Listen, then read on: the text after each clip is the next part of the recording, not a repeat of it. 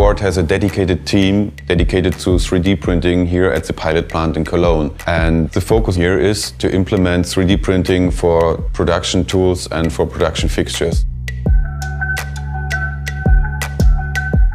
So for the new Ford Focus, we were able to implement more than 50 printed tools for the high volume production, which had, of course, a very big cost impact. Because if we compare our 3D printed tools to the conventionally manufactured tools, we can easily save approximately €1,000 per printed tool, which is, of course, a lot if you consider all the tools which are needed to produce a vehicle.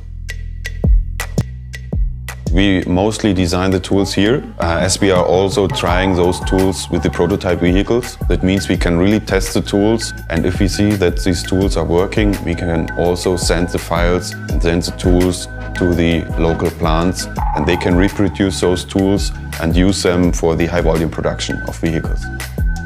So if an engineer has an idea for a certain tool or a certain fixture, he will load all the data which is required to produce his tool in CATIA, and then he can immediately start to model his tool in a three-dimensional space. And then, as soon as he's finished, he can take this model, get it to the printer, so we are very fast from start to finish.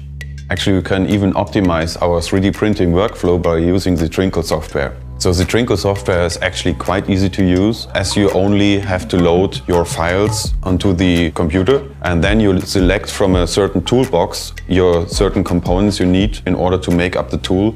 The benefit of making it so easy is that we can design our own tools and fixtures within a very short period of time. Today, only the skilled process engineers were able to design those complex fixtures, but in the future we want to be able that even the untrained worker can use this software in order to make his own tools. So our roadmap is that we are currently starting with jigs and fixtures, and from that on we want to make a next step. We want to go also for spare parts, and we want to go to actually design for additive manufacturing, and at the end of the day the ultimate goal would be to print even production parts for production vehicles.